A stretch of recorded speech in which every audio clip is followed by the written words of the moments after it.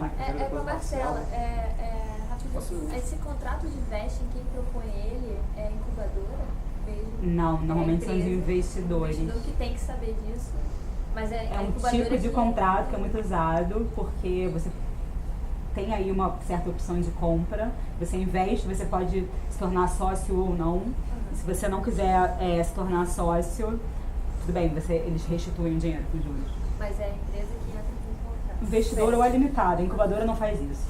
A incubadora nada mais é do que um coworking que está te incubando, né? Que está te recebendo, está te acolhendo e está te dando uma certa assessoria jurídica contábil, marketing. Mas é pouco tempo. Quer um próximo? Bom, eu tô passando exatamente na empresa por um momento de preparar alguns produtos para receber investimento e ao mesmo tempo eu quero remunerar os funcionários tendo um pouco de dinheiro. Então são dois desafios em paralelo. Então por isso eu tenho várias perguntas. Eu posso fazer uma ou duas, depois passo, depois volta. Nossa, Vocês aqui tem uns 30 já. Mas com relação à parte do upside, do downside, do contrato de opção e com um empréstimo, né? Ou empréstimo conversível.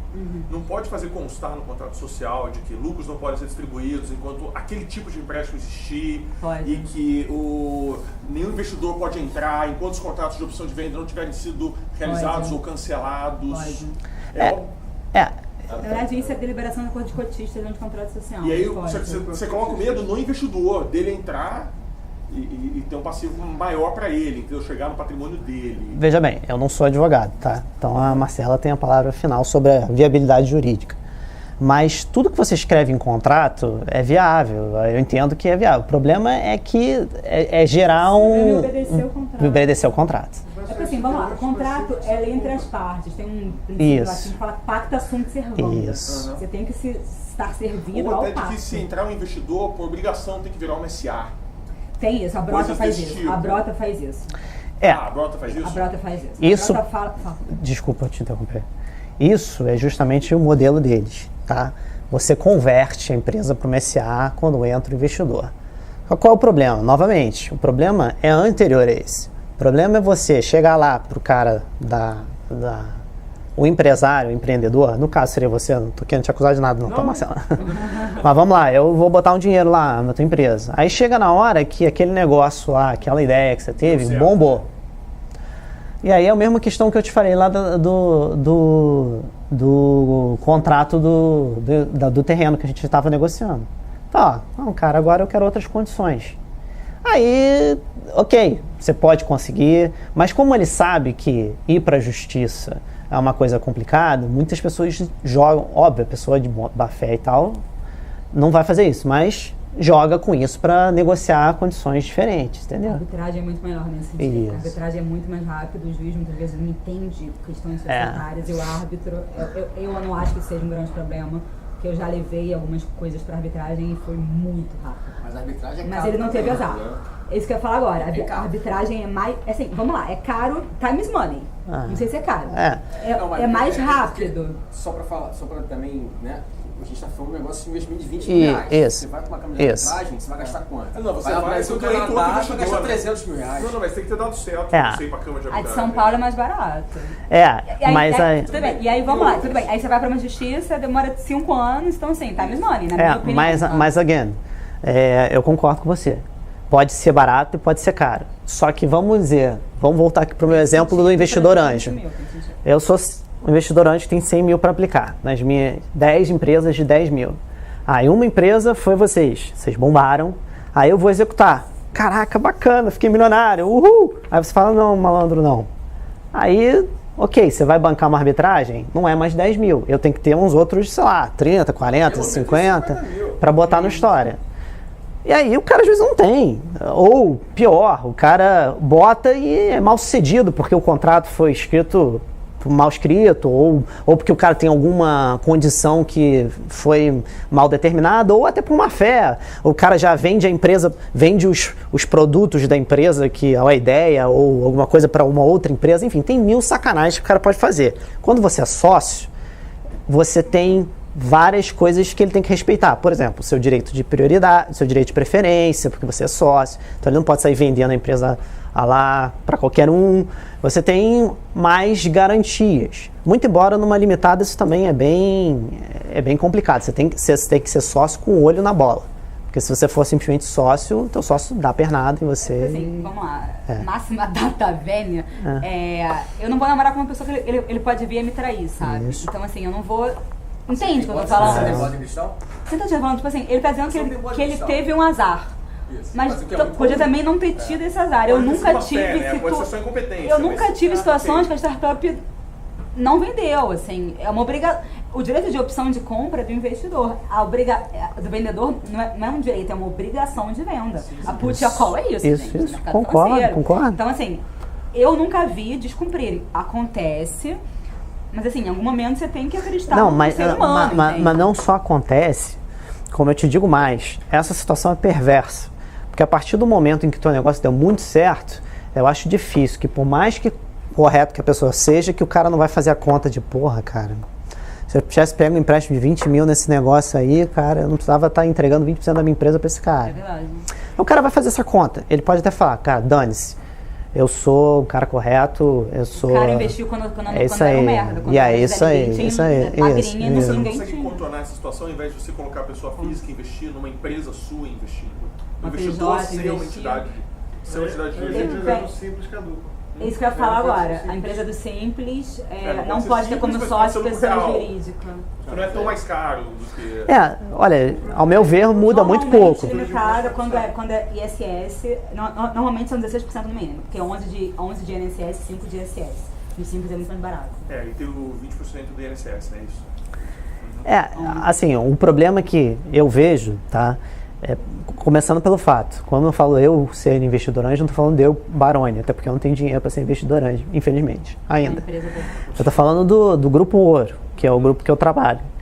Então, nessa situação, provavelmente seria um veículo de investimentos. Não acho que mude, assim, novamente, com sempre aquele medo, aquela questão, eu não sou advogado. Esses medos que eu tenho tem a ver com uma vivência de investimentos e de empresariar muito longa que eu tenho. E que eu já vi muita M acontecer. Então, a verdade seja dita, eu acho até que talvez exista uma solução que talvez seja específica para, por exemplo, opção de compra, de repente colocar uma cláusula ali que tem uma multa se o cara desrespeita, para facilitar você ir à justiça e ter uma questão, uma multa bem explícita ali, já é uma coisa que ajuda, porque se a opção de compra não tem multa, você quando executa o cara, você vai para perdas e perdas e danos no Brasil é uma piada, entendeu? Então você não recebe nada. Então quando tem a multa, mal bem, você tem, jeito tá aqui, é uma ameaça, permite que você tenha mais alavancagem de negociar com o cara. Então existe certamente esse tipo de análise que eu gostaria de ver no estudo, por escrito. Eu nunca vi isso, eu até acredito que tem gente que faça isso, e já tem gente que fez, dos prós e contras de cada um. E se não tiver, eu tô recomendando aí para todos os advogados vendo a gente aí no Facebook, que façam isso como tese de doutorado, de mestrado aí, que eu vou ler a tese e publico no meu Facebook, não tenho não tenho nada para publicar, mas eu compartilho. Porque realmente falta isso. Porque assim, é uma discussão cheia de detalhes, e no direito não existe certo e errado, tá? Existem opiniões e formas mais seguras ou menos seguras de fazer. E eu nunca vi um estudo compreensivo sobre isso. Eu acho que no seu caso tem que ser uma dívida conversível, alguma coisa assim. Quando você quer ser a prova de bala, mais a prova de bala é SA. Só que a SA você tem que ter você mata esses pequenos investimentos. Ela vira SA a partir de determinado momento, entendeu? Porque a SA sem faturamento não tem uma série de obrigações, né? O faturamento abaixo de $500 mil, alguma coisa assim, ela não tem que publicar. Não, mas a publicação tem uma... aquela publicação que eu tô te falando ali, que custou R$20 mil por mês pra gente, é R$20 mil por ano, tá? É pra gente. Isso foi uma SA que a gente tinha que, sei lá, faturou 25 mil no ano. A gente acabou fechando porque não deu certo. Então, assim, eu não sei exatamente quais são as... Cara, foi o que custou. Eu trabalho com uma empresa que é de um amigaço meu e ele não cobra sim, sempre tem outras soluções, mas assim... A experiência é do Baroni. Está isso aí, 21 anos também. A mais baixo do que isso é muito difícil. Fazer informação relevante o tempo todo, você gastava... Não, é que só para publicar no Diário Oficial era tipo 6 mil, 7 mil, um negocinho, era uma vez por ano, mas tinha que publicar. Aí tinha um jornal, que era aquele Jornal do Comércio, que era o que tinha tiragem mínima, que eu acho que até quebrou, não tem mais, agora eu não sei nem onde publicaria, provavelmente publicaria um outro jornal que tem que ter tiragem mínima. Eu acho que tem um faturamento alto só de publicações. Não, o valor é absurdo. Valor você só faz quando você quer dar publicidade à sua empresa. Então, tipo, olha como é que eu sou bam, eu publiquei no valor, entendeu? É diferente, não é proibitivo. Tem parceria com a empresa. Eu não sei se eu trago agora, mas olhando como quem está do outro lado da mesa, eu quero receber dinheiro, do mesmo jeito que eu quero ajudar o investidor a entrar, porque eu quero o capital dele para fazer a empresa girar, eu também quero, não necessariamente me proteger, mas também me proteger dos funcionários. Então, o que eu discuto, né, com eles é de emitir dívida conversível para eles não contaminarem a empresa no momento. Eles não entram no capital social e eles têm uma dívida. Se tem algum problema para mim ou para eles fazer esse tipo de operação? O Vesting faz muito isso, ou seja, o funcionário diz que ele vai ficar 5 anos na empresa, em troca de 5%, 1% ao ano. Se ele sai no terceiro ano, ele perdeu os outros 2. E não, isso sim, mas o meu ponto é, quando você ainda é uma limitada, parte bancária, tem uma série de coisas que você tem que fazer que se o sócio tiver com o nome sujo, contamina a empresa não consegue fazer nada no país. É isso. E aí, eu não quero ter um funcionário no contrato social, porque se ele fica com o nome sujo por qualquer motivo, ele esqueceu de pagar um boleto, ele atrapalha a empresa a girar. Então eu pensei, eu coloco o título de dívida para ele e quando entrar um investidor, obviamente ele vai ter que ter as opções dele, ele executa as opções e aí acontece tudo de uma vez só. Como mágica. Porque o meu problema é ele contaminar a empresa, entendeu? Antes da operação com o investidor. Antes de ser investidor. Basta o cara esquecer de pagar uma conta e ficar com o nome sujo. Você não consegue nem falar com o banco. Porque o banco, normalmente, quando você vai fazer um empréstimo, ou qualquer coisa que você vai fazer, ele exige que todos os sócios sejam idôneos. Idôneos e fiadores também. Empréstimo. É muito comum esse tipo de coisa. Muito comum, Então, eu fico pensando como também criar uma barreira de isolamento com o funcionário. Eu não entendi muito bem sobre isso. Não, eu entendo, olha só. Como funcionário não contaminar a empresa? Isso, exatamente. A partir do momento em que ele tinha... participação para os funcionários? Não, eu tô dando participação para o funcionário. Eu penso o seguinte, eu vou contratar um cara que custa 10 mil por mês, eu não tenho 10 mil, eu tenho 2. Então eu vou negociar com ele equity, vou negociar com ele dívida. Só que se eu coloco depois ele... de determinado tempo. Isso, mas se eu coloco ele no contrato social, mas nem que ele saia da empresa, aí suja o nome dele. Só que ele ele tá no contrato social. Se ele, depois de 5 anos nesse exemplo... Isso. Suponha que ele fique 3 anos e saia. Depois ele não tá no contrato social ainda. Suponha que ele fique... coloca só no final. Óbvio. Mas então até tem o terceiro ano... Tem uma obrigação de alteração no contrato social com a entrada dele. Então, até o terceiro ano ele vai ter E aí quando você vai fazer a alteração do contrato social, você faz referência a esse contrato de 5 anos atrás. Mas é uma SA o negócio? Não, é limitada. O meu ponto é, se ele... Suponha que eu seja 3 anos no acordo, ele fica 3 anos. Não, vai dizer o seguinte, considerando que a empresa do Marcelo tem intenção de compor o quadro societário com a pessoa X. Considerando que a pessoa X tem intenção de compor o quadro societário com serviços... Não. O every year, né? A gente acorda que o funcionário X vai fazer XYZ. No final de 5 anos, ele vai ter direito a 5% da Isso é que é o tal do vesting. E aí, na alteração do contrato... Não, pode ser uma multa. Na alteração do contrato social, você vai fazer referência a isso. Se o cara sair antes... A minha preocupação é, mas suponha que ele fique 5 anos, então. A empresa continua. Aí ele sai, só que ele está no quadro societário. Aí ele esquece de pagar o boleto do carro. Não tá no quadro societário. Se ele sai, ele não tá no quadro societário. Ele tem que ter uma retirada. Não, ele cumpriu o acordo, ele vai arrumar outro emprego. Você tem que ter uma regra estabelecida de saída. Ele tem que sair. Quando ele sai tudo. Ele sai do quadro societário. Você tem que ter uma regra de saída. Exclusão de sócio. Exclusão de sócio é muito comum. Você tem que ter uma regra de saída.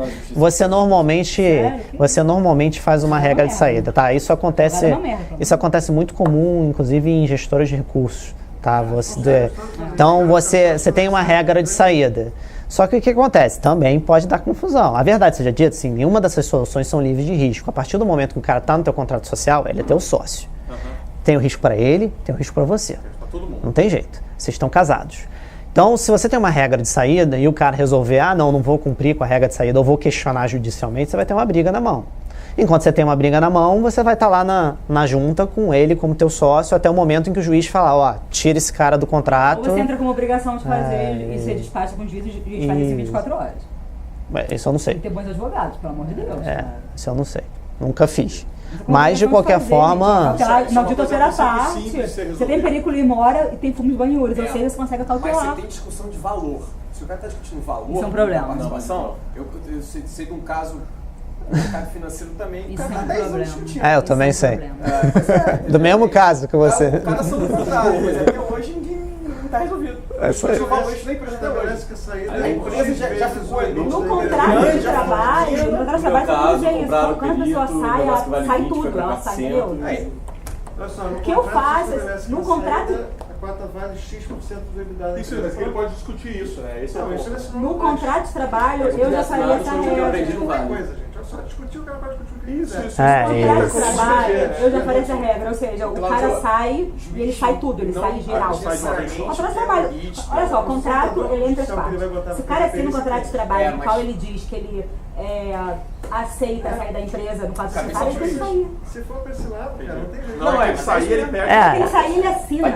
A verdade seja dita, eu vou ser sincero com você. Se você quer dar participação para os seus funcionários, a melhor forma seria você transformar numa SA de capital fechado. Porque aí você como o livro das ações de quem é quem fica escriturado dentro da empresa, é muito mais... O termo de subscrição. É muito menos complexo, na minha opinião. Só que você tem que estar disposto a carregar o peso lá. Esse custo anual É um custo. Há controvérsias. Tem gente que consegue mais barato, mas assim, não vai ser menos do que isso aí, com também certeza. está sujeito a uma carga tributária maior. Não. Simples. Tributário, acho que não tem nada a ver. Você pode ter uma SA no Simples. Não pode. Não pode? Acho que não. Não pode? SA Então não tudo pode bem. no Simples. Então eu não sabia. Eu achei que podia ser. Isso eu não sei te dizer. Você pode estar lucro real ou presumido, mas o simples não. SA não pode estar no Simples. Vocês ainda estão no Simples? Sim, eu estou pensando nas todas as ilhas Entendi. que a gente está criando. No Isso é. seu caso, eu botaria no contrato de trabalho uma cláusula dizendo que se o cara sair, ele sai tudo. Esse Inclusive aqui. a equity. Ele é obrigado a vender a equity que ele ganhou. Gente, eu trabalhei no escritório que eu fazia parte do secretário. Quando eu saí, eu assinei dizendo que eu estava cedendo a título gratuito. Era gratuito, eu nem vendia, eu cedia a título Mas gratuito. você não queria arrumar confusão. Vai ter um cara que queira. Esse que é o ponto. Não. Você não sabe. Sempre vai. Gente, olha só. É porque assim, viver tem risco, Primeiro, entendeu? Quando essa rua pode ser atropelada, tá? tipo... Pra mim é ficção e você nunca vai conseguir, na minha opinião. Fazer o quê? Uma coisa da prova de bala. É Eu impossível. escolhi. Não, mas veja bem, não é. Não, mas ele pode ser Quando mitigado. veja bem, quando eu tô te falando a prova de bala, não me entenda errado, tá? Eu não tô me referindo a uma coisa que, vamos dizer, que não vai dar problema ou que você não tem que se estressar com isso, tá? Mas eu tô me referindo a alguma coisa que dê um problema que seja resolvível com o mesmo, vamos dizer, magnitude financeira que você investiu na empresa. Porque senão a sua conta vai pro cacete. Mas olha só, no seu caso, eu acho que você precisa fazer uma due diligence. Você está dizendo que você não sabe o passivo. Não, veja bem, A due diligence tem esse dever. eu posso fazer due diligence e a gente já fez due diligence várias vezes, a gente tem experiência em fazer. Só que o problema é o seguinte, primeiro, due diligence às vezes é caro. É caro. Então também cria esse problema. O que é isso? Eu não conheço. Due diligence é você chegar na empresa e auditar os contratos dela, a contabilidade, etc., tirar certidões. Então o problema é que, primeiro, é caro, então cria esse custo adicional, já começa a onerar ali. Eu não quero dizer nada, porque pode ter um monte de contrato voando que você não vai ganhar. Não, Mas aí você assina termos com o cara também, né? Não, mas o auditor se responsabiliza. Mas o maior- Se responsabilizar é a prática. Mas o maior problema é que é caro. O maior problema, na minha opinião, é que é caro mesmo. Você pode fazer uma due Eu diligence. acho que não existe caro e barato, existe... Mas novamente, estou tentando enquadrar no orçamento startup. Ser. Justamente de 20 mil reais, esquece. Excelente. Então, assim, Você declara caro. Por quê? porque você vai É ter que mais caro um pouco que outra, mas não é pra você Eu escolher. falei também não. É verdade. Tem que ser muito Assim, árbitro, o executivo eu acho assim, que eu cobro mesmo. é mais ou menos a mesma. Eu não sei exatamente quanto é que é o custo do árbitro arbitral. Eu sei que o custo legal do teu advogado acho que vai ser idêntico, é a mesma coisa, O né? advogado você vai ter de qualquer jeito. Isso aí, não tem jeito. Agora o árbitro eu não sei. O árbitro, e normalmente quem paga o árbitro são as duas partes. Então, assim, Não, eu nunca usei arbitragem, gente. Olha, novamente, eu não sou advogado. mediação também vale muito a pena. Mediação é o famoso vamos conversar, né? Para tentar resolver. Não, isso é conciliação. A lei de mediação agora diz que inclusive pode ser online, que o mediador inclusive pode ser de graça se as partes não tiverem dinheiro. Não é caro. Eu nunca usei mediação. Só que a mediação, pelo que eu entendi, ela é non-binding, né? No sentido de que você não tem obrigação nenhuma, você não tem nenhuma obrigação de respeitar o mediador. Então, a justiça arbitral tem. A justiça arbitral tem. Sim. Mas não vai Mas não vai gastar 50 mil, vai nada. É 5% no máximo aqui. Acabei de ver a tabela. Não, de jeito nenhum. Não. Estou olhando a tabela. Cara, olha só. De qual câmara? Rio de Janeiro. 5%, então, olha só para te botar uma ideia. Se você tiver na situação de Gisele Bündchen ali, tá? Situação de Gisele Bündchen, você vai estar... Primeiro que o advogado que vê isso, caraca, 20% de uma empresa num contencioso, que a empresa está faturando 10 milhões e o lucro é 1,5 milhão por ano. O cara vai te cobrar no mínimo, para começar a olhar esse negócio, uns 30, 40 mil. Então já foi a sua conta já foi pro cacete. Não que não valha... Sim, eu tô falando... Vamos dizer, pode cobrar menos, pode cobrar mais, mas vai te cobrar dezenas de milhares. O que eu tô falando para você... E aí, não... A minha experiência com advogados que trabalham com success fee já me deixaram muitos na mão. Trabalhista sempre assim, isso não fácil. Pois é, eu não gosto muito, mas tem essa possibilidade de você achar alguém que vai fazer no risco, até porque o valor que você ganhar é muito grande, mas aí você também vai entregar 20% do que você ganhar pro cara. Então, eu tô falando, novamente, não acho que seja tanto uma questão de buscar a bala de prata, porque ela não existe, tá? A gente tem que lidar com a realidade que o Brasil é um país burocrático, em que impera a falta de confiança nos relacionamentos institucionais. Acontece com frequência. Então, na minha paranoia, eu não quero bala de prata. Eu quero apenas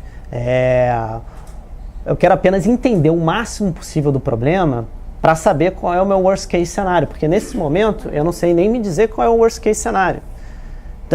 Então, assim, quanto tempo leva, qual é a jurisprudência em torno do assunto, como que funciona. E, novamente, ela sabe, ela tem experiência, ela tem tranquilidade para, de repente, fazer os contratos. Você também é empresária, não é?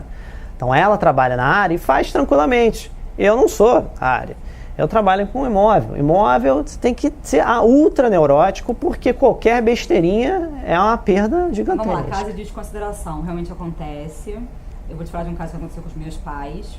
Era uma questão tributária, meus pais eram sócios, foram na conta dos meus pais,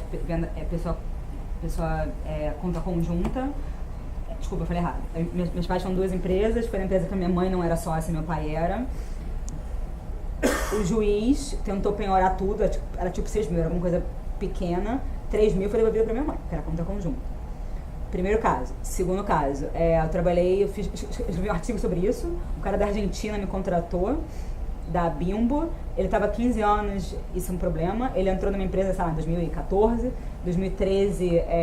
2013 já tinha entrado um cara trabalhista, que é sempre um problema. Penhoraram a conta dele, pessoa física, e eu consegui converter. Então, assim, é um problema, mas não é tão problema. Segunda coisa, blindagem patrimonial. No caso do meu pai não tinha nada no nome dele. Tinha no meu nome e o nome de outras pessoas. Eu não sou laranja.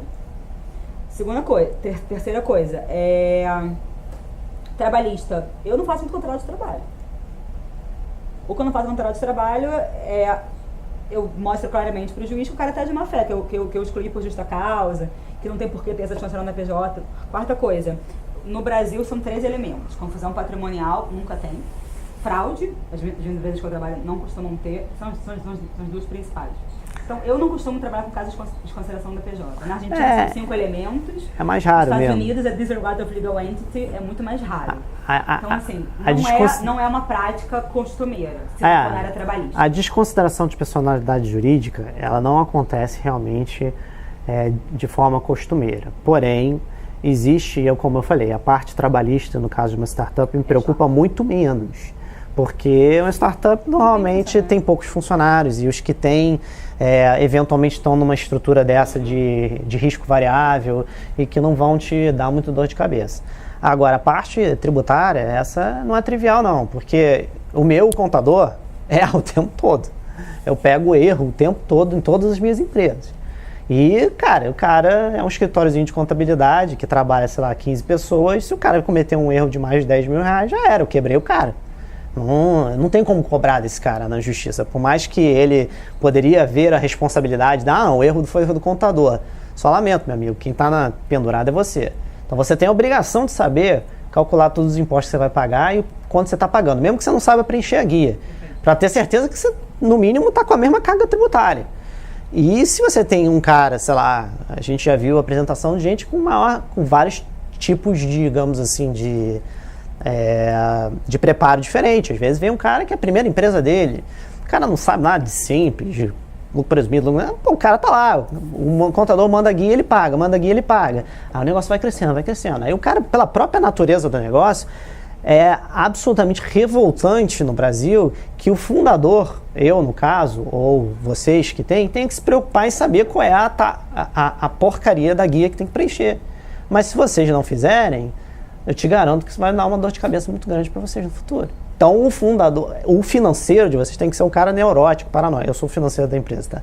Tem que ser um cara que nem eu, paranoico, verifica, vê se a carga tributária está sendo respeitada. Porque ainda tem isso, a Receita, ela nem faz vamos dizer, ela não tem nem a educação de te avisar no dia seguinte, no ano seguinte que você erra. Não, quando ela vai te avisar que tu errou e foi um erro concorrente que está rodando os últimos 5 anos, ela vai cobrar os 5 anos para trás, com multa, não sei o quê. Eu conheço empresários que já quebraram por causa disso. É um problema. Então, você tem 2 possibilidades nessa situação. Se você vai montar a tua carteirinha de 10, você é um investidor anjo, você vai montar a tua carteirinha com 10 startups. Ou você vai ficar olhando o extrato de 10 empresas diferentes, enquanto que cada um está faturando e pagando, que eu acho um pouco complicado de você fazer, né? Ou você não investe, esquece, não é investidor anjo, deixa para lá. A gente hoje tem 3 empresas no grupo. Eu sei quanto cada uma paga, quanto deve de imposto no centavo. Tá, não sei de cabeça, mas está lá no meu controle financeiro. Porque se o contador errar, beleza, vai ter uma multazinha de R$1.000, uma coisa assim que não vai me quebrar, mas não quero que aconteça o que já vi acontecendo com o pai de um amigo meu, era dono de 3, 4 postos de gasolina, e o cara calculou errado, sei lá, o ISS, ICMS, nem sei qual foi a porcaria do imposto, mas com tanto imposto é fácil de calcular errado. E calculou errado durante 10 anos. Quando veio a conta, o cara falou, não dá, quebrou. Declarou falência. E você pode ter remissão. Tem várias coisas, mas para ele foi o fim. Ele quebrou por causa disso e pior, como era tributário, foi em cima dos bens dele. Então o cara passou uma situação muito difícil. Novamente, não há bala de prata. Se só um bem, não conseguem ir. Meu pai tem uma ação chata. Eu moro no apartamento da Filmareira, não vão pegar. É bem de família. É bem de família. Tem várias dessas blindagens. Se você tiver alugado, pode senhorar, né? Tem penhorabilidade para bem de família, porque existem alguns princípios. O princípio da dignidade humana, onde você mora, você vai ficar na rua, é maior do que você pagar para o governo. Muito embora o cara do Banco Santos, que morava numa mansão de 7 milhões de reais, 10 milhões de reais, tiraram ele da mansão e falaram, meu amigo, você tem o direito à impenhorabilidade do bem de família, mas foi mal. Não vai ser uma mansão de 10 milhões de reais. Mora aí num apartamento mais barato aí. E tiraram ele de lá. Já aconteceu. A questão é essa, porque tinha mais tinha mais imóveis? Bom, eu não olhei. Aconteceu com uma amiga também, que era empresária, também teve um problema. E ela tinha um imóvel que era bem de família, que ela achou que ela estava protegida, mas estava alugado, porque o valor do aluguel pagava o aluguel dela e sobrava um pouco. E como estava alugado, perdeu. Putz. Levaram. Que azar. Perdeu o imóvel. Novamente. É complexo. O assunto é complexo. O que eu acho que vale a pena mencionar é entender as limitações do instrumento que você está fazendo. E as limitações não se resumem ao que está escrito lá. Uma coisa que eu aprendi foi o seguinte, eu comecei a ler sobre direito, quando eu estava lá com os meus sócios advogados, eu comecei a ler, eu pegava, ler direito das coisas, aí começava, aí comecei a ler sobre tributário, comecei a ler, eu sou engenheiro, cara, o bom do direito é isso, tá lá a informação, é só você ler. Se um cara te faz se um advogado escreve para você um estudo sobre um determinado assunto, bem embasado, etc., e você tiver um dicionário jurídico, porque é meio complicado a terminologia, você senta e lê e você entende. E você pode ficar satisfeito com aquilo ou insatisfeito. A gente nunca fez um estudo dessa natureza, porque, como eu te falei, é caro você fazer um estudo, etc. E eu só faria isso se eu tivesse uma empresa para investir, já viável, aí eu vou viabilizar o estudo. E aí tem toda a outra parte da análise das empresas, que essa fica para um outro dia, mas que também é complicado. Mas não é bem isso que travou. O que me travou, assim, me impediu de dedicar mais esforço a analisar as empresas especificamente, ou seja, eu vi aqui várias ideias muito boas, aquele cara lá que tinha o software de construção civil, porra, isso está no meu quintal, cara. Tinha o maior interesse em olhar mais a fundo, ir lá conhecer o software, descer, ver como é que funcionava, mas, pô, se no final das contas eu vou olhar, vou fazer uma análise, ter o qualitativo na ponta da língua, o quantitativo na ponta da língua, dar uma trabalheira do cacete, na hora de assinar o contrato, os meus sócios vão falar, pô, mas e aquelas questões que você levantou? No caso desse cara, ainda tinha um problema que o ticket que ele queria era muito maior do que a gente tinha capacidade de investir. Mas, se fosse menor, aí eu teria que, antes disso, fazer uma análise. Por causa disso, porque ela desestimula que uma pessoa crie uma empresa. É uma droga. É uma droga. E o grande problema não é que ela exista. O grande problema é que ela é usada de forma muito liberal no Brasil. Trabalhista é um problema, porque o juiz tem preguiça de ver e quer... O direito de alimento do trabalhador não é trivial.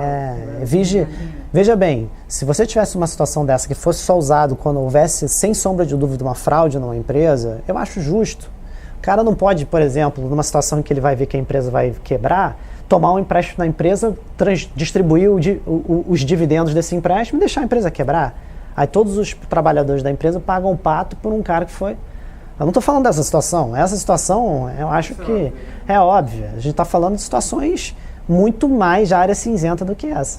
Na startup isso não é tão importante justamente por isso, porque não tem o trabalhista.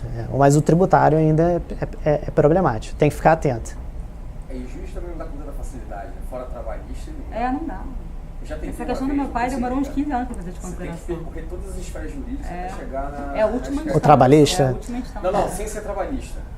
O tributário? Então, é a última instância cara, de foi um negócio que a empresa que eu estava não tinha alugou um imóvel com o cara não pagou, mas teve má fé no meio do caminho. E aí tinha uma multa, o cara não tinha patrimônio, e aí, então, peraí, vamos tentar então os sócios. Mas aí o juiz fala, olha, amigão, você está em primeira instância aqui ainda. Não. Corre o caminho todo, daqui a 10 anos você volta. Novamente. É isso. Tenta pegar um recebível. É isso. Novamente, não estou falando que é... Portas adentro. Você vai lá no Banco Central, vê todas as contas do cara não começa a não receber nada na conta. A experiência de uso do... Eu poderia ficar horas falando para você sobre histórias de terror de uso do jurídico brasileiro, mas não vou fazer isso, todo mundo sabe que é difícil de usar mesmo e é complicado. E por isso que eu gasto tanto tempo antes naquela paranoia. Porque eu gosto não só de ter a parte jurídica, mais prova de bala possível que eu puder ter, como também ter fortes argumentos negociais para tentar achar uma saída. Então, não é só uma questão de construir a parte jurídica, é construir uma situação jurídica que te dá um benefício muito forte e que eventualmente torna tão inconveniente para o cara não respeitar o contrato que ele vai e respeita. Aí você tem várias formas de fazer isso, você penhora um imóvel do cara como garantia, enfim, tem várias formas, usa garantia real, ou penhora próprias cotas da empresa para respeitar uma opção de compra. Tem formas de você fazer isso. O cara queira cumprir com a obrigação e consegue. Pois é, o cara quebrou. Aí não tem jeito, mas é a situação do downside limitado. Downside, se você está num sistema desse de opção de compra, bacana. Essa situação, que são as 75 empresas que vão quebrar, essa situação não tenho dúvida que a opção de compra resolve. Você não está lá, você não é sócio, você não vai ser envolvido. O problema é aqui a questão do upside. Quando que você exerce isso, em que momento você entra no risco da empresa, e quando você entra nesse risco da empresa, o que vai acontecer depois, se você consegue exercer, se você consegue entrar, qual é o custo de você entrar, qual é o custo de você exercer. Então, é uma operação menos simples do que parecem fazer crer quando você vai falar com o pessoal, por exemplo, que trabalha com isso, que faz crowdfunding, etc. Não, a solução é simples, você faz uma opção aqui, Peraí. Eu acho que é simples. Não é tão simples assim. Vamos caminhando para as perguntas, Tá. para a gente... Tá. Pode, vai passando, depois eu volto. A minha discussão era exatamente essa questão jurídica que a gente já falou.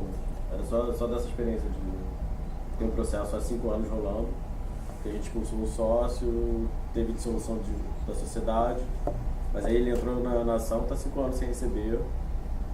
E aqui no Brasil, você dá 10 mil reais pro perito lá, a gente não quis comprar o perito, o outro sócio quis, o negócio multiplicou por 10 o valor da empresa. Nada de pagar. Entendi, vocês excluíram por justa causa e ele entraram para a sessão? Vocês deram direito de defesa dele? Vocês mandaram notificação para ele se defender? Aí o juiz falou, não tem dissolução porque ele já está excluído. Está discutindo o valor. Não tem problema. Mas tudo é, Faça-se a apuração de haveres. Só a apuração de haveres E no contrato social estava bem claro lá, vai pegar o último balanço, vai pegar isso. Tá discutindo o valor do que? Eu não entendi. Da empresa. Do valor da cota dele? Então estava tudo claro no Mas não é contrato limitado? social, mas... Não flutua muito sendo limitado.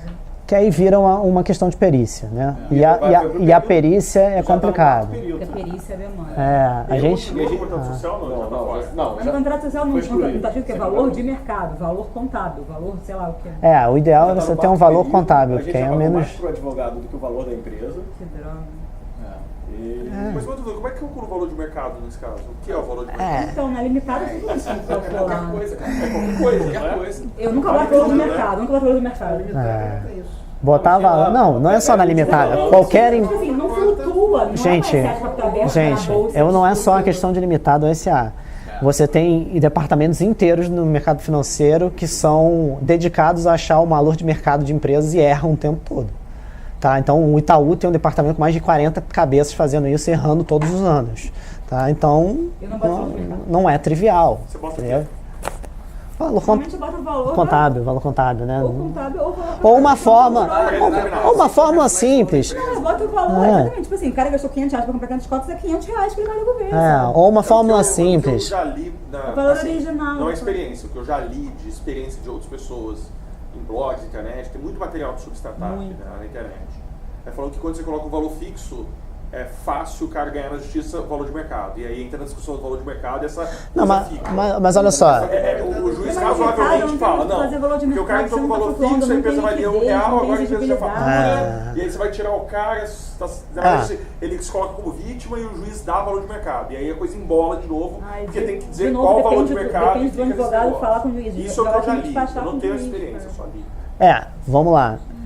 Esse tipo de coisa pode estar acontecendo, mas eu acho que a forma de você evitar isso, tá, é você ter uma metodologia para determinar o valor de mercado. A gente tem no nosso grupo uma metodologia de valuation das empresas para disciplinar como é que se diz? Disciplinar a compra e venda de ações para terceiros e entre sócios. Tá? Então tem uma metodologia, valor de mercado, a gente bota lá. Tem que ser para o valor de mercado. Valor de mercado sendo entendido como a cláusula 20. Aí na cláusula 20 tem valor de mercado quando não for em comum acordo é determinado da seguinte forma. Um cara apresenta um laudo de avaliação. Pode ser contestado por outro sócio com outro laudo de avaliação. Então tem uma formuleta para você determinar o valor de mercado. Você pode fazer até mais simples ainda. O valor de mercado é igual ao faturamento da empresa dividido por 100. Ou o faturamento da empresa dividido por 10. Ou o faturamento de empresa, 1% do faturamento. Aí não tem muito o que discutir. O perito só precisa chegar na contabilidade e falar, esse é o faturamento. Ou o EBITDA, mas o EBITDA aí já começa, não, peraí, EBITDA, o que você vai excluir, o que você não vai, tal. Caixa 2, começa não, mas aí é foda, né? O próprio cara, sem declarar que você está fora, ele declarou cometi um crime também. Você está fora da empresa, você está discutindo. Você vai ter um faturamento. Você sabe como é que é esse faturamento. Hoje você está fora já. O faturamento é o cara que toma conta. Você pode dizer que não, esse cara, eu sei que a empresa hoje já tem tantos funcionários, o faturamento é maior, tenho certeza. Mas é uma forma simples de você estabelecer uma coisa que não tenha tanta dúvida, entendeu? Eu ainda acho melhor do que discutir o nebuloso valor de mercado da empresa Mas tem casos que a gente conhece. Assim, cara tá 10 anos discutindo. Ah, verdade. Será que não tinha nada escrito? O que é um valor de mercado? 10 anos? Não se esqueça que muitas vezes os 10 anos discutindo são determinadas estratégias protelatórias que é o cara tentando criar dificuldade para vender facilidade. Sempre E aí vai ter cabe Então. ao executado falar como integrança de uma fé. E ao juiz, moral e exatamente, e material. ao juiz a Na conceder. verdade, no meu caso, é porque o valor que ele vai receber está depositado na conta da justiça, alguma coisa, com juros de TR. Só que TR ele está recebendo mais do que se tivesse uma poupança, alguma coisa. Então, O cara tá discutindo um reajuste. protelar para ganhar mais. Consignou judicialmente o depósito. Caraca. Depois disso, Então, para ele, quanto mais demorar, melhor. Porque ele Pô, tá mas ganhando olha, esse cara, você pode chamar ele e falar que ele tá sendo meio míope, cara. Porque a TR mais não sei o que é muito pior do que o CDI. Eu acho que é TR mais 1% ao mês. Não.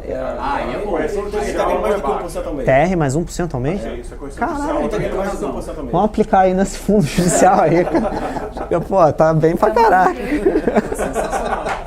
Sensacional. A Pô. poupança do TR te dá lá certinho. Não, porque a TR é zero. É zero. Se o 1% ao mês, beleza. 12% ao ano, o CDI ainda está um pouco acima. Mas eu não sei se deve ser líquido de imposto, porque é indenização. Então o cara fez a conta e falou, pô, tá, vamos discutir essa terra. Assim, Não, e o CDI só está a 14,25 nos últimos 2 anos, nos últimos 6 meses, né? Tendência a cair, etc. Enfim, eu só acho que é uma coisa que todos devem dar uma estudada. Principalmente com relação à captação, porque o problema não é só da parte do investidor. O problema também é a parte do cara que está recebendo dinheiro, você está assinando um contrato, etc. Embora quem recebe dinheiro, eu acho que nessa situação tem uma alavancagem maior de discutir, né? Mas de qualquer forma... Tem que ter um contrato, tem que ter se é muito conversível ou não, tem que ver quanto é, qual é o período. E para cada tipo de tamanho de empresa, para cada tipo de negócio, tem soluções mais fortes ou menos fortes. E tem gente que vai simplesmente chegar à conclusão e falar: ah, porra, Barões, toma no cu, tu é um... E desculpa o termo aí. Pô, você é um paranoico dos infernos, cara. Tá botando dinheiro aqui numa startup, que 75% delas vão quebrar mesmo. Tu tá preocupado se você vai conseguir pegar a Vigelin Bündchen com mais 20 ou 30 mil. Pô, esquece isso, cara. Vai... A questão também que faltando também 20 mil, assim. Isso aí. Eu tô só falando, né? Tem gente, por exemplo, que pode achar isso paranoia. Mas é bom você entender qual é a limitação do instrumento que você tem. E quais são os possíveis problemas para você também já ter... Porque, por exemplo, nessa situação que você tem que fazer uma litigância, você precisa ter dinheiro para litigar, senão, meu amigo. Eu até acho essa questão de investimento em startup de 20 mil. Se você é um angel investor sério, você tem que estar preocupado com o upside. Porque senão é caridade. Entendeu? Senão é caridade. Não, eu acho que existe. Aí é uma coisa um pouco off-topic, né? Mas existe muito de uma indústria de pessoas que lidam com essa parte de investimento anjo, etc., que o cara às vezes não está nem tanto pelo dinheiro, ele está lá porque, primeiro, ele tem um business correlato, em que ele é um public speaker que cobra por isso, e aí ele tem interesse em ter um contato com todos aqueles empresários porque ele vende consultoria, ou porque o cara, sei lá, um cara é muito rico e ele é um filantrópico, entendeu? Ele quer coisas que mudem o mundo. E bacana, pô, show de bola, desejo melhor para esses caras, não é o meu caso, entendeu? Eu sou investidor, eu tenho resultados que eu tenho que apresentar, board, comitê de investimento e o cacete de asa, eu preciso fazer uma coisa que seja defensável perante essas pessoas, porque se não for, se eu não levanto essa lebre e apresento para eles, olha, esses são os riscos que a gente está correndo e acontece, aí eu tô faltando com o meu dever fiduciário, sem contar que o meu dinheiro está na brincadeira também, então... Mas isso tudo não cria também um cenário desfavorável para as startups? Cria. Mas por que você acha que inovar no Brasil é tão difícil? Porque, primeiro, quando não dá errado, primeiro, o pessoal tenta ao máximo afundar você ao máximo com obrigações absolutamente ridículas e espúrias. Que você cria em, sei lá, 1000 dias. Exatamente. Então, primeiro, tentam te afogar com burocracia e coisas inúteis para você não ter tempo para dedicar em desenvolver o seu startup. Eu tenho visto várias startups, eu posso te listar 20, todo mundo abriu como um MEI, que é mais rápido. Abriu como o quê? Só que MEI você tem que ter um faturamento de 60 mil ano e tem que ser só uma Mas aumentou, pessoa. agora tá 120, né? Não. Acho que é 60 60 se o cara mil já ano. tiver em qualquer outra, se ele tiver em qualquer limitada, Não pode ser ou MEI. simples, ele não pode ter Não MEI, pode ser MEI. isso é, ele só pode ter essa primeiro dele. negócio, primeiro negócio, mas pra fugir de burocracia, todo mundo abriu como MEI. MEI é Só muito pra mais poder- rápido. Só pra poder É. botar o negócio Você paga pra 40 reais por mês, já vale muito a pena. Sim, exatamente. Pois é, mas aí veja bem, você tá de uma certa forma, qual é a coisa, o meu problema com a estrutura empresarial brasileira? É justamente essa. Quando primeiro você cria buroca para sufocar o cara antes dele dar certo. Aí o cara vai inovando, aí o cara, pô, é um cara craque. Aí ele vai conseguindo superar aquilo. Aí quando ele finalmente dá certo, aí vem os parasitas em cima. Receita Federal, o sindicato que quer o pedaço dele, não sei o que lá. Vem todo mundo em cima. Ah, não, mas olha só, você criou um produto aqui, caso do Uber, é clássico.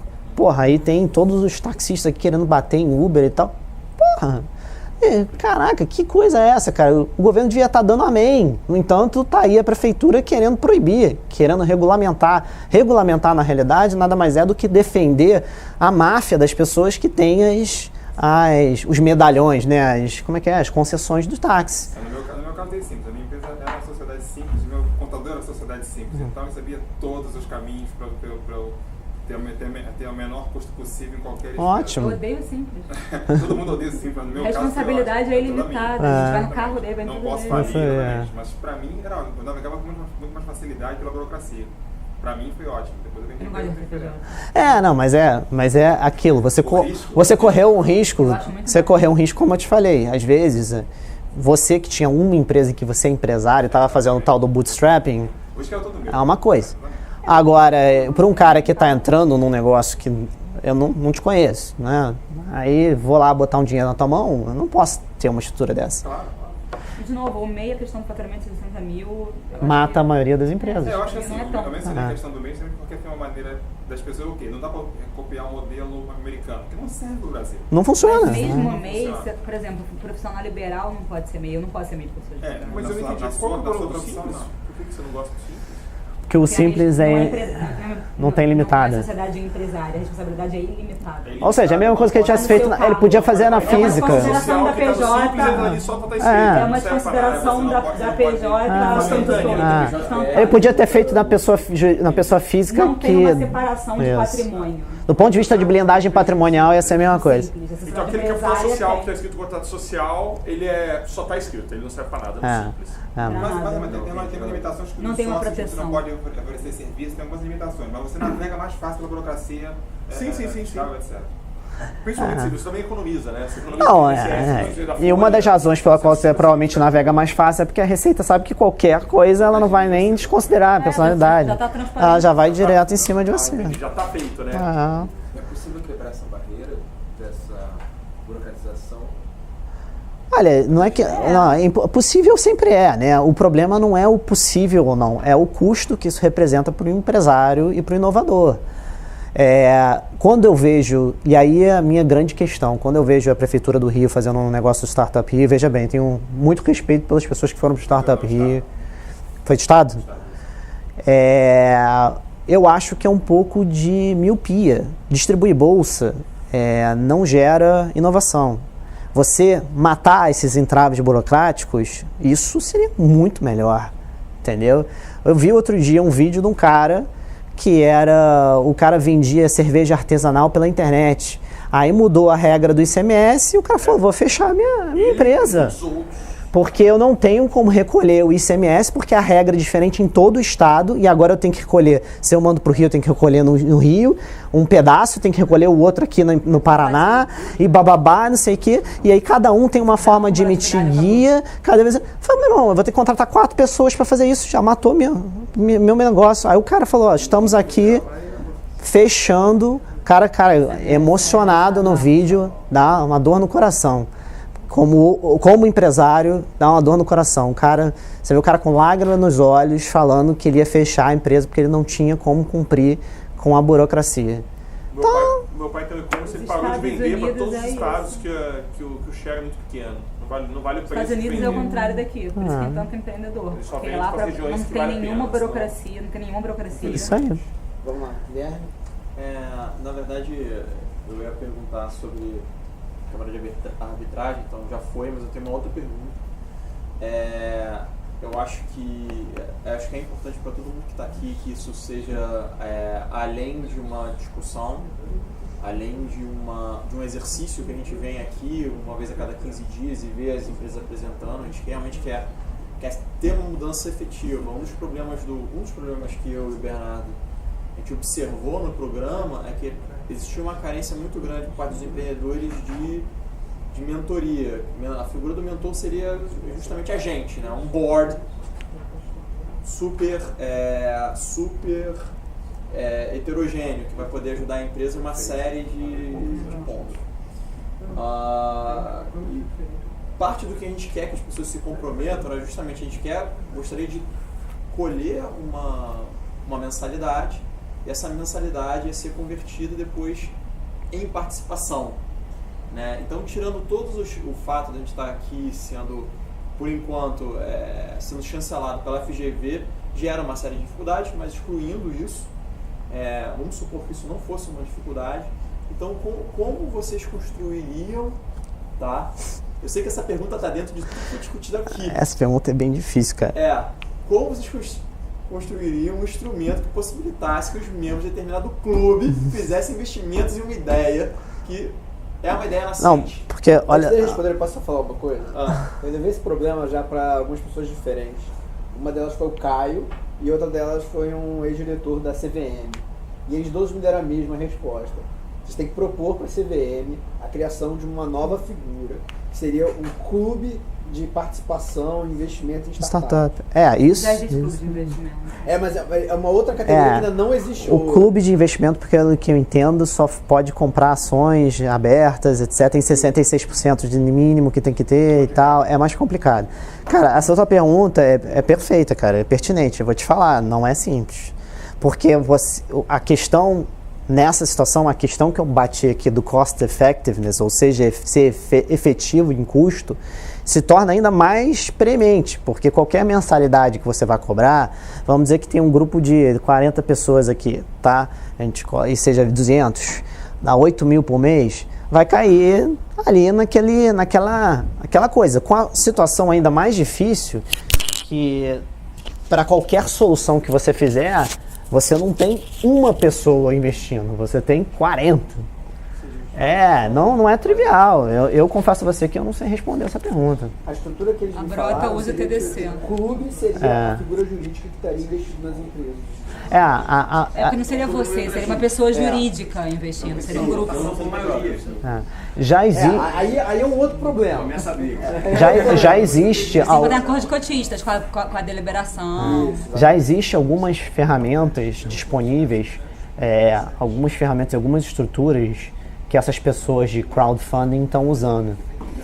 Então a Brota, por exemplo, que ela mencionou, foi com quem eu falei que eu achei mais assim preparado na parte jurídica. E eles conseguiram fazer com que a CVM chancelasse várias operações deles. Então eles estão com uma entrada muito boa ali. Então, tem que registrar a empresa na CVM. Não, é porque a CVM, quando você... da dispensa quando o faturamento é até 244 mil, que é o mesmo faturamento da microempresa. O que acontece? Quando você tem Pode ser mais limitado. Quando você levanta capital de pessoas físicas, você começa a se aproximar do que a CVM chama de fundos ou coisa do gênero. E a CVM, ela não deixa qualquer um fazer isso. Por quê? Porque senão eu chego lá, Barone, malandrão, e falo, vou começar a levantar capital. Tem vários casos, daquele caso do boi gordo, do avestruz, que um cara na física resolveu falar, vou te vender cota de uma fazenda, não sei o que, no final era um grande esquema de pirâmide, fraude, e todo mundo perde dinheiro. Então a CVM regulamenta, como tem que regulamentar, só que por outro lado, para regulamentar, ela cria uma burocracia. Agora, ela está começando a discutir essa questão do crowdfunding agora. Saiu no Valor dessa semana, inclusive, que eles estão abrindo consulta pública e tal. Então, todo mundo que tiver bom contato na CVM, agora é hora de falar lá. Bota mais uma categoria aí. Além do crowdfunding, é o Startup Club. Mas eu li as propostas, eles querem limitar o investimento em até por pessoa física até R$10 mil por ano entre todas as formas de equity crowdfunding. A Brota, que é muito pequeno. A Brota tem como mínimo 10 mil para investir. Então, a pessoa só poderia fazer um investimento por ano. Mas isso é bizarro, né? Limitar. Mas o que acontece? O problema é o seguinte, a CVM está naquela situação em que ela não sabe se trata você como idiota ou se ela trata você como investidor. Porque o cara que vai investir, esse aqui é o problema. Então ela não sabe como distinguir quem é quem. Então ela tem que proteger, desculpa o termo, os idiotas da sua idiotice, mas ela também não pode restringir muito, porque senão não adianta nada, nenhum investidor sério vai. Não é um problema simples de resolver sem criar uma burocracia excessiva. Mas eu prefiro as soluções menos... cara, como é que eu traduzo boilerplate? Mas as soluções menos amarradinhas e deixar para um caso a caso. Menos de prateleiras, porque o que a CVM vai tentar fazer é assim, limitar tudo direitinho, entendeu? O que você vai, quem que faz, quem que não pode, quem que pode, quem não pode. Aquele projeto de lei vai alterar alguma coisa, aquele 321, que é o projeto de startups e cria isenção de impostos até R$30 mil. Está em votação já. Esse aí está em projeto ainda. Só um comentário sobre esse negócio que você falou assim, eu prefiro deixar a liberdade em vez de ter um negócio todo estruturado. Aí você cai no problema que você está dizendo que é um problema, que é, então não se sabe nada, entendeu? Você deixa e bota caso a caso. Eu até prefiro assim, 10 mil, mas que eu sei o que vai acontecer, entendeu? São formas de ver. Ele está falando quem se define. O que eu prefiro é o seguinte. Quem se define se limita. O que eu exatamente. Porque se você eu prefiro um gargalo que eu sei o que vai acontecer do que uma coisa que não tem gargalo, que é hoje, não tem gargalo. Quanto de hotel agora? Quanto não sabe Você acompanhou? Deve ter acompanhado. Quarto de hotel? Não só. Tem uma startup que é o Hotel Combo e está ganhando. A CVM me mandou para tudo. Ficou quase 2 anos parando no mercado. Não só acompanhei, como as soluções que surgiram disso são exemplos excelentes de soluções jurídicas muito mal elaboradas e que são uma faísca esperando para explodir. Mas por mais que a regra criada tenha sido ruim, existe uma regra. Não, eu sei, mas aí fugiram da regra da CVM para outras soluções heterodoxas. O pessoal criativo, isso, aí o mercado foi criando soluções, mas são soluções horríveis, que não funcionam. Então, é aquele negócio, o cara regulamentou, aí ele falou, não, peraí, então eu vou fugir disso. Não, eu sei, mas veja bem, é por isso que eu acho que assim, o norte tem que ser mais em princípios do que em regras super bem definidas. Mas isso é uma opinião pessoal minha, cada um tem a sua. Porque quando você cria regras muito bem definidas, você cria burocracia. Quando você cria burocracia, você encarece. Quando você encarece, você torna os próprios negócios que você está querendo fomentar inviáveis. Você engessa. Se engessa. Você desestimula. Nada é mais caro do que a falta de segurança jurídica que a gente tem agora. Também, tem esse lado. Então, você falou, é verdade, vou ter que ter norte, só que os nortes que se tem, é assim. O grande dilema é quais são os nortes. Cara, não importa, pode fuder o mundo, desculpa usar as palavras, mas aí nós vamos pegar o dinheiro que é do governo e o dinheiro que é do funcionário. Então, o grande dilema é quais são esses nortes. A cultura brasileira, infelizmente, é assim. Essa é a cultura do nosso judiciário, é como a lei foi montada e, infelizmente, você como empresário é um pouco do vilão da história, entendeu? Se você for bem sucedido, então, meu amigo, aí ferrou. Bom, vamos Ok, wrap up. Eu tenho uma pergunta também, acho que para fechar. Como é que é nos Estados Unidos, você, um dos pontos que o meio mais tradicional de investimento que você apresentou aí, um dos pontos falhos é o upside mais garantido, né? A garantia do upside. Sim. Que aqui acaba revertendo para uma decisão jurídica que é caríssima no Brasil, ou uma câmara de arbitragem. Ou dá tudo certo. Ou dá tudo certo, ok. Supondo que haja um problema. Isso. Como você é resolvido lá fora? Por que lá fora não tem esse tipo de problema? Não conheço. Confesso a minha ignorância, eu não tenho experiência na parte societária no exterior. Mas, que ele vai falar sobre mas não conheço. Mas eu sei que funciona muito melhor do que aqui. Até porque o judiciário lá é mais veloz, mais rápido, etc. e tal, do que aqui. Mas Lá você não precisa de uma jurisprudência, lá é common law, não é civil law. Direito é consuetudinário. Para você conseguir transformar um costume é muito mais difícil do que você tirar uma lei. Você alterar uma lei. Funciona melhor. Assim, na prática eu sei que funciona melhor. Por que funciona melhor, eu não sei te responder. As indenizações lá também são muito maiores. Isso faz uma diferença. Outro dia, só para finalizar aqui em um minutinho, outro dia eu estava vendo um casal de turistas americanos que foram lá em Copacabana, estavam passando por Copacabana, explodiu um bueiro. Aí, coitada, a menina teve 70% do corpo queimado e aí, obviamente, ela entrou contra a SEDAI, né? Isso nos Estados Unidos, com a mentalidade americana. Isso nos Estados Unidos, se fosse nos Estados Unidos, set for life, né? Tipo, 2 milhões de settlement, 3 milhões, o que for. O cara ia receber um dinheiro que ela nunca mais ia ter que trabalhar.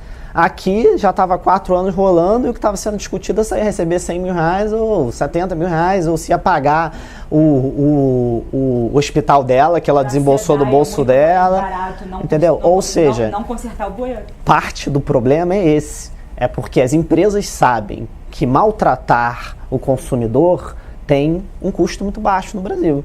Se o custo fosse mais alto... É a banalização do mau atendimento. Isso aí. Então, é triste isso. E eu, quando li a notícia e a entrevista com a mulher, eu falei, cara, coitado. Eles estão com uma expectativa que vai ser frustrada, porque indenização no Brasil não adianta. Não vai passar disso. Ok? Obrigado, gente.